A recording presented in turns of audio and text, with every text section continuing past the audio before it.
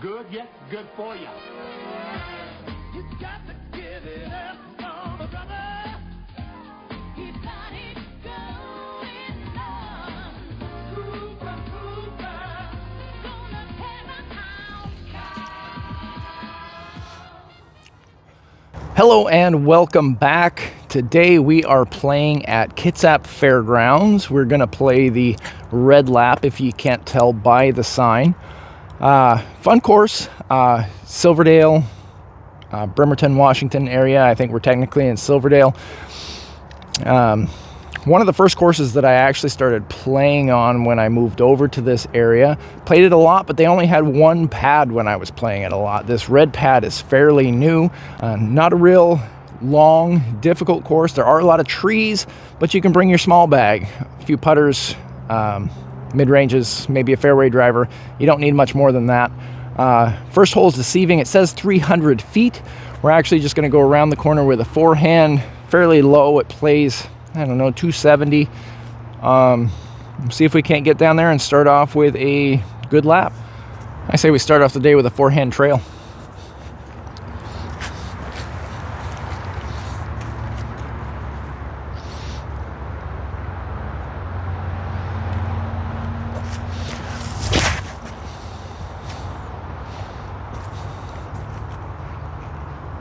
Should be down there, nothing wrong with that. That was a great first drive. Must have hit the tree coming in here. As you can see, the disc is upside down. As Robbie C would say, that means there some shenanigans had happened. Disc should have come in flat or plate side up so that you would know nothing happened, but it must have hit something, flipped it over. No big deal. We're right here parked. Doesn't matter the course. I like starting off with a birdie.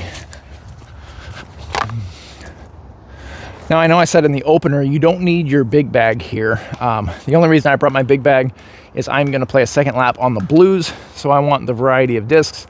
Otherwise, let's keep her going. Hole 2, 200 feet. Sounds like a good job for the bullet right up the middle.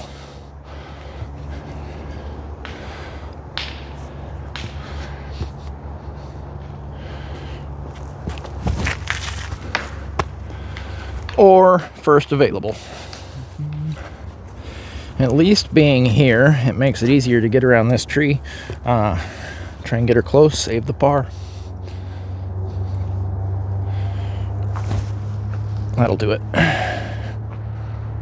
Ooh, almost hit the post.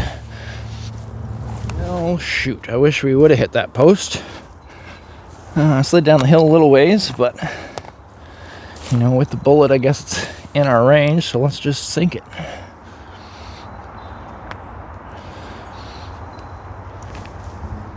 Just like that. Ah, yeah. Good par save. Good par save. Well, a par is not necessarily what we wanted on a short 200-foot hole, but, you know, trees get in the way. Save that par, move along. We're going to do hole 3 here. It is 205 feet. We're just going to flip over the bullet, get her close, tap her in, get that birdie, move on.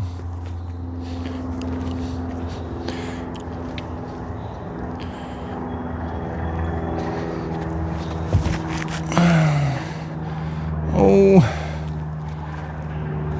not as much turnover as we would have liked, but hopefully circle one. Bunch of trees here. I don't know what the best look is. Maybe this little... Yeah, let's try this. Bullet, meet chains. Chains, bullet. Oh, that was close. Not a bad run. I'll take it.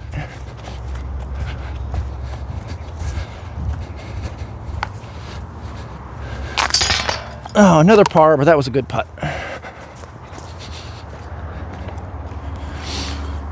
Hole 4 is 200 feet down the hill. Probably plays 160, 170 if I was to guesstimate. I don't have a very good forehand on my bullet. We're gonna give it a little Anheuser down the hill. Circle 1's the goal. Of course, parked would be better. Eighth would be even better. Let's just get her down there.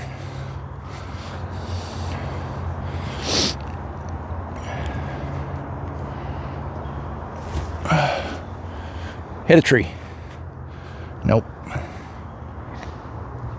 Oh, maybe a little straddle putt here.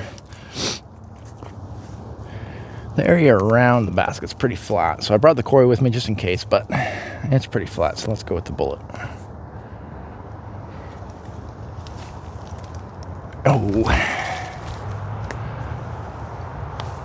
And another par. Really not what you want to see on this lap. So there's really not a good spot back here to see the basket from behind the tee pad.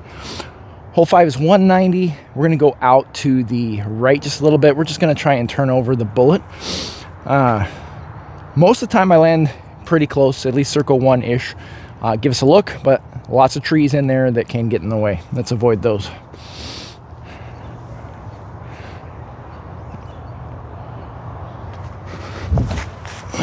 That looks okay. That looks really okay. Yeah, that should be parked. And there we go, back on the birdie train. If you haven't seen the blue disc is the mint pickle. As far as short courses go, I really do like this course.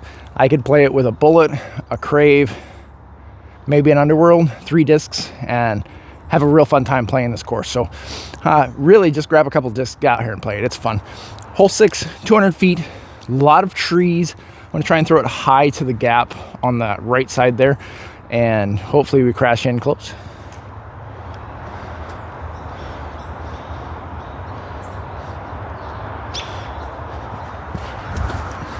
Or right down the middle. No trees, in a bush. Fun times, fun times.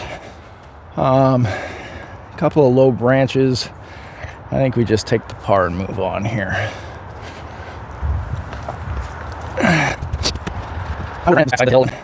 All the excuses I can make. Let's just get that par and move on. Hole 7 is 260 from the tee box, not from your angle, but from the tee box. I do need to shoot out to the right and get around those trees that are on the right of the basket. Anything near those trees is great. Circle 1's better, and the basket's the best. Let's see what we can do.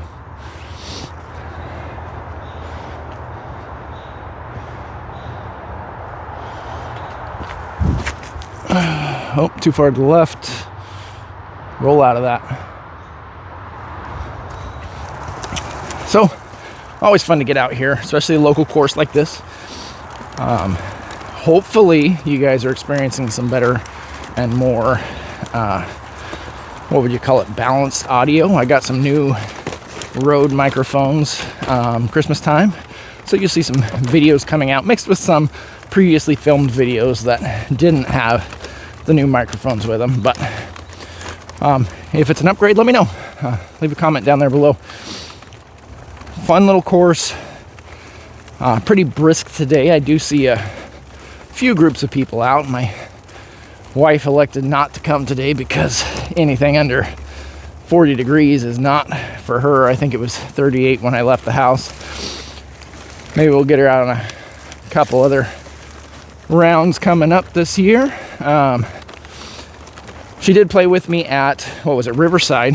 If you didn't see the Riverside pictures or cleanup when they cleaned it up after the rainstorms out here in the Seattle area, it was completely flooded. So thanks to the Pierce County Disc Golf for getting that cleaned up, or at least attempting to. From the beginning to end, they got it the best they could. Give them some support. Pierce County Disc Golf, good on them. Let's see if we can't get this birdie here. We're actually closer than I thought.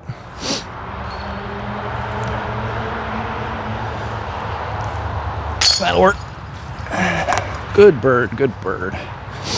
I must have gotten some tree kicks coming through there because it sure didn't look like it was going to be that close. Well, here we have hole 8, 310 feet.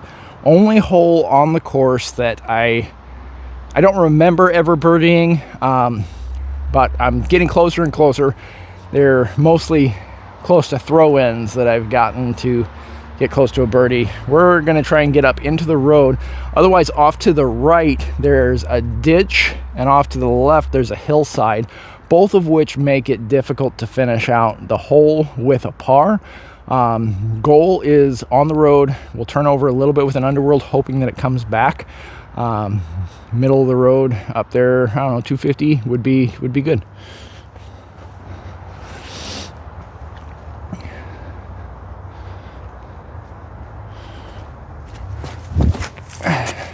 Flip more. Get off that hill. That's off the hill, not quite the middle of the road, but we'll play it. Some sunshine starting to peek through. That's great, warming things up a little bit. I bet we're mid 40s right now. I'm moving quick enough. I could probably take off my sweatshirt and feel okay. We're just gonna do a high backhand over this bush. Try and get close.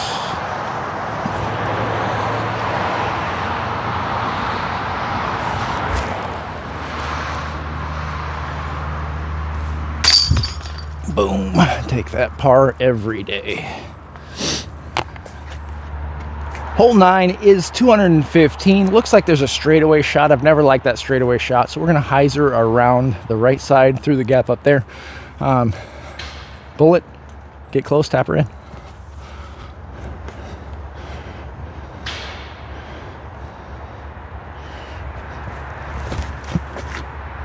Oh, I had really thought that I made it around that tree.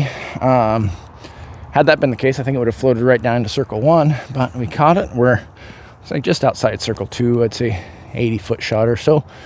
We're gonna go high over this bush, crash right in. That'll work.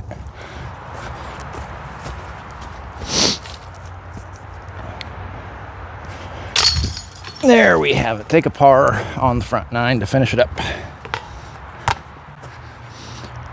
So like I said, there you have it. That's the front 9. I believe we're sitting at a -3. Should show you right here. We're gonna head on to that back 9. Like I told you a couple of weeks ago, we're gonna start splitting these up into a front 9, back 9, make them a little bit easier to watch. Hopefully a little bit more palatable to make it all the way through. That way you can kind of separate the videos, watch the front 9 this morning, watch the back 9 this evening, whatever you'd like to do. But for now, we're gonna head on over to the back 9 and keep her going. Good, yes, good for you. You got